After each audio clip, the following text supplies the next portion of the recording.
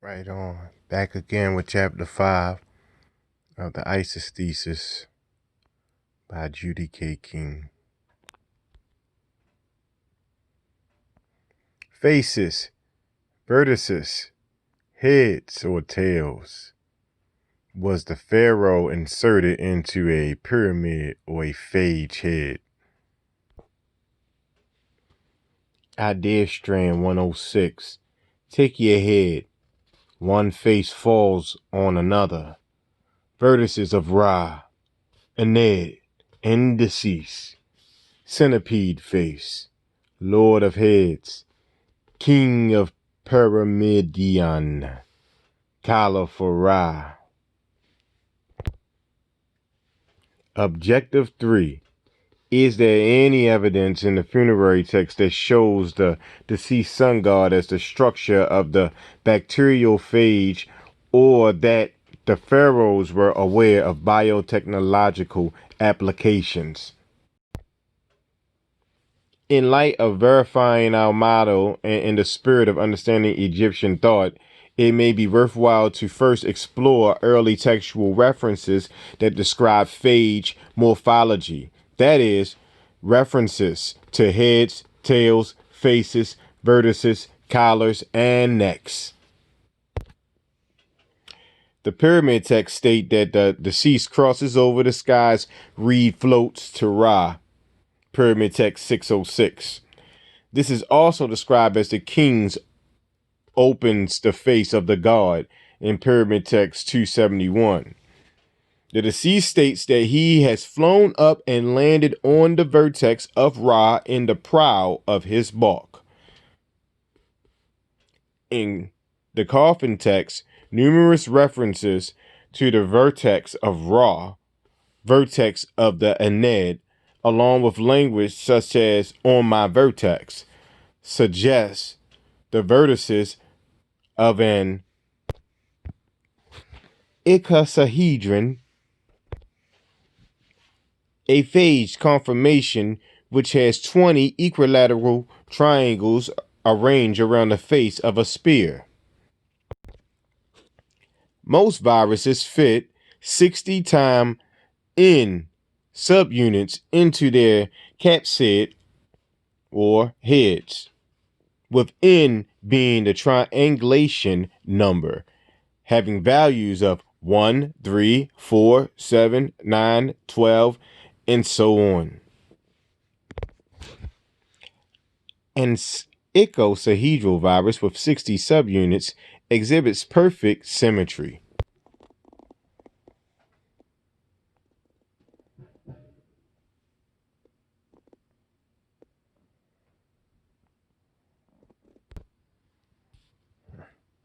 Explaining figure 5.1.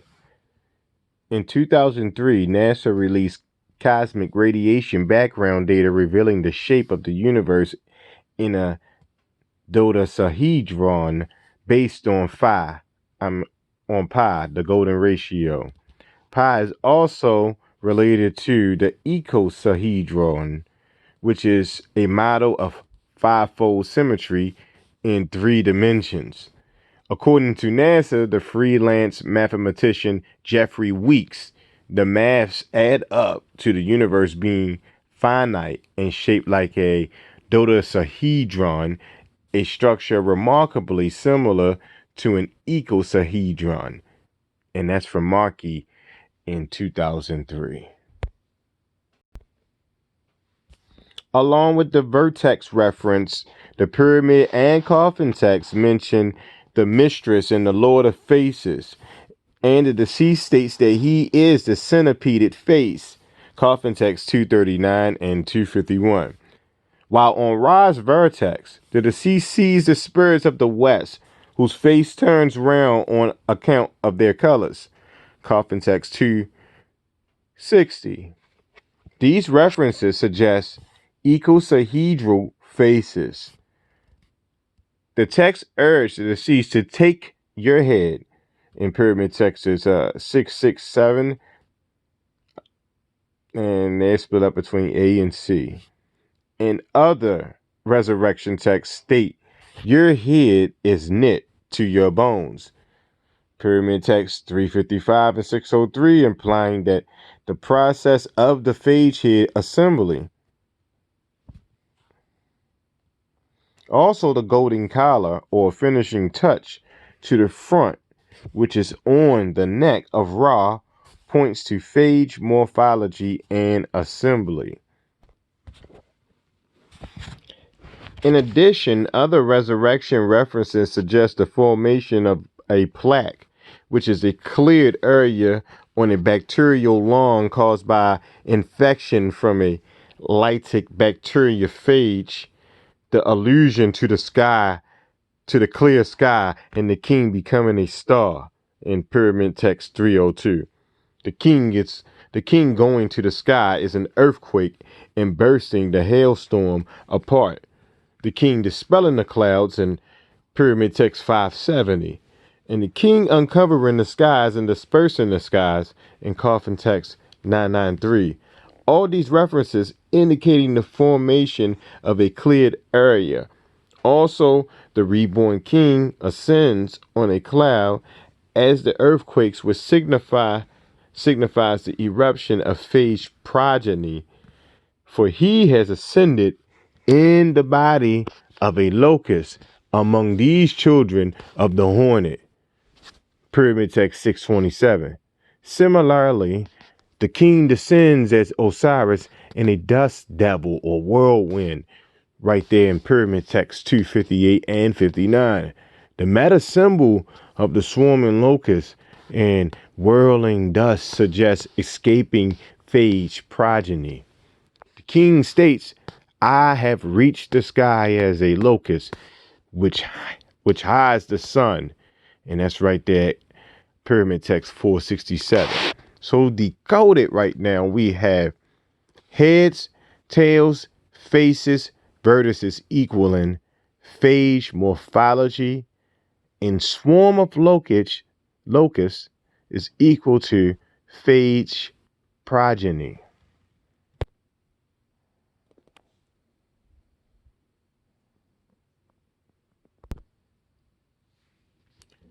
The profile of a pyramid, the pyramid and causeway.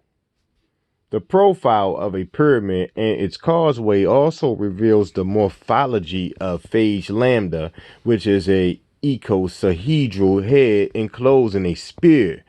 The Egyptian pyramid with its triangular faces is similar to a phage capsid or head, and the causeway from the pyramid to the valley temple completes the comparison by depicting the phage tail. The essence of the deceased king resided within the pyramid so that it endured forever, and that's in Pyramid Text 600. In our motto for verification, the essence of the deified king indicates the union of the sun god and the deceased, or the insertion of final human elements into the phage DNA capsid, that is, the pyramid head. When a bacteriophage attaches to a host cell, its DNA is pumped out of the head, down the tail, and into the cell. The Pyramid of Unas, the Great Pyramid, and others were constructed with pyramidal head structures and the causeway tails that are similar to the phage morphology. Similarly, the Tibetan recension in chapter 140 refers to Atum as the sunshine god rising in the sky. The mighty one appears, the horizon shines, Atum appears on the smell of his sensing. The sunshine god has risen in the sky. The mansion of the Pyramidion is in joy, and all its inmates are assembled. This passage equates the sun god Re Ra Atum with the geometric shape of the pyramid, which is similar to the phage lambda morphology. Further, the deceased states, I am he, Pyramidion. In Coffin Text 422, both Geb, the earth, and Atum grant the pyramid and temple be installed and enclosed for the deceased and his double in Pyramid Text 534. Other evidence for phage morphology are the drawings on the wall of the edifices of Taharqa in 690 BCE, showing the deities on the bark wearing long ceremonial tails.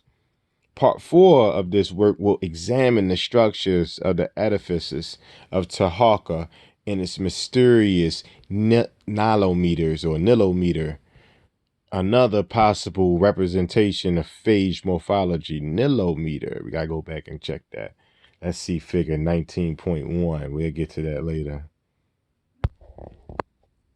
All right. I'm gonna give y'all a glimpse of this mysterious nilometer. And we done. Finally, the most interesting evidence for phage morphology is the strange drawing in the tomb of Ramesses VI over doorway G leading to hallway H in plate 182 prepared by Alexander Pianoff. The drawing depicts an armless human form with serpentine legs and a large spherical head. See the roll from Orion, chapter 18, sketch drawn from plate 182. Suggesting the recombinant structure of the deceased, or what might be called a viral human. We can conclude from the evidence that it is possible that the Egyptians understood the genetics of our modern scientists who insert the human DNA gene into a viral vector for biotechnological applications. Yet the idea that this can be done in the afterlife to transfigure the deceased into an eternal species is quite original. Still, one must question if there is additional evidence of Egyptian awareness of biotechnological applications. All right, and this is that picture that the book was talking about over here from chapter 18 in The Road from Orion, also a book by Judy K. King, supporting this book.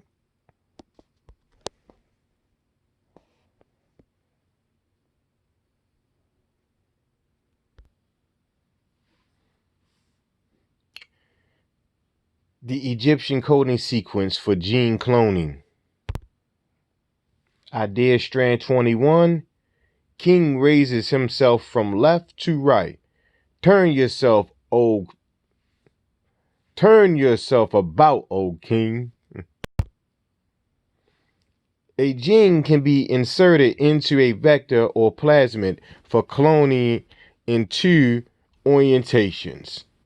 DNA is an anti-parallel and would thus be backwards and upside downward if you turned the DNA around.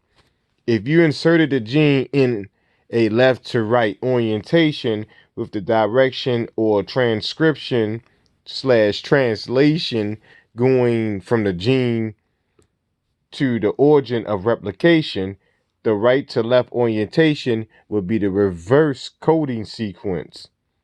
The pyramid text urges the deceased to move from his left to his right. Right there in pyramid text 412, 482, and 487, as do the coffin text in 1, 219, and 327, along with the Tibetan recension in chapter 68, suggesting the left to right cloning orientation. Apparently, the left to right orientation or transcription or translation produced a product different from that of the right to left orientation. Also, this left to right orientation may suggest beta decay or nuclear reaction in which beta particles, negative electrons, or positive positrons are absorbed by or emitted from a nucleus of an atom. This process involves weak interactions and left-handed particles.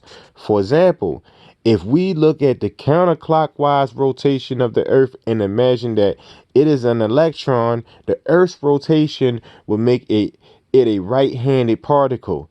If it rotated in the opposite or clockwise direction, the Earth would be a left-handed particle and have a left to right orientation. Recall that the Coriolis effect pushes a west moving entity to the North Pole because the west moving entity going against the Earth's rotation or clockwise.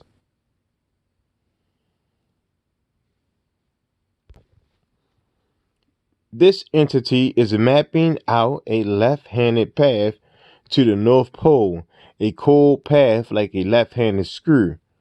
So, what are we to make of this? The pharaohs seem to be putting into effect the same experiment that Madame Wu of Columbia University performed in 1957 to prove that the weak force does not, in fact, obey parity or p-symmetry. If p-symmetry holds, right-handed particles behave exactly the same as left-handed, which means that the laws are the same for any situation and its mirror image.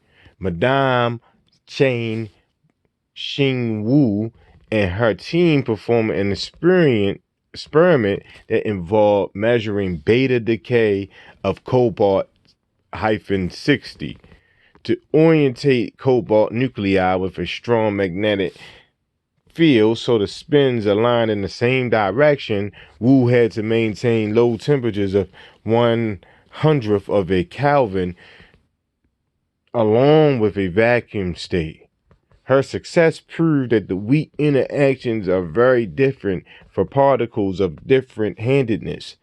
Only left-handed particles can decay by means of weak interaction. Right-handed ones cannot.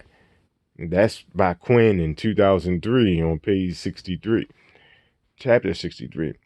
So the Egyptian advice regarding left to right orientation may have determined the specific beta decay of a left-handed particle involving the weak interaction with different outcome or product.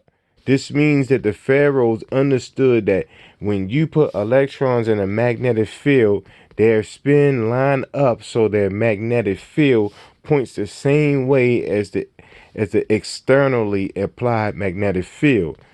Applying this idea, the high energy sun god and crew now become the externally applied magnetic field that causes the deceased to make a 180-degree turn, that is, a flip, altering the magnetic orientation of atoms. So it is possible to decode the Egyptian advice of left to right orientation in three ways.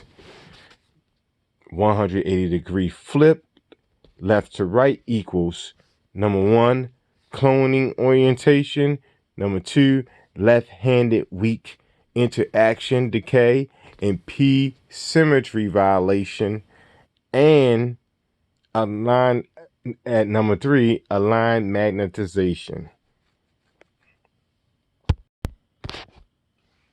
Were the Apis bulls cloned? The Serapeum was a multi-chamber catacomb where the pharaoh entombed their sacred Apis bulls, what they considered the incarnation of creator god Ptah.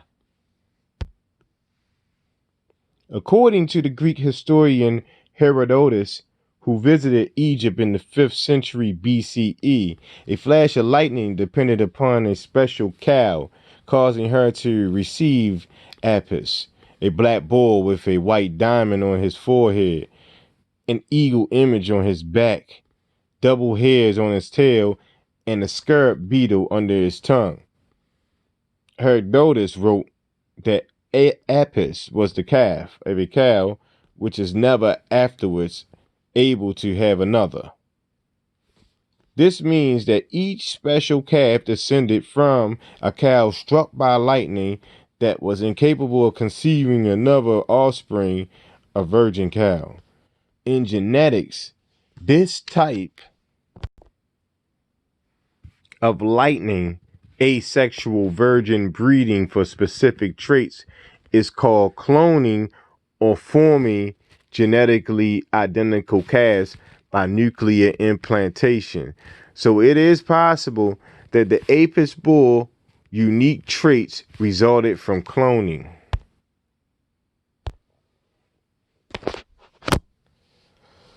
Whew.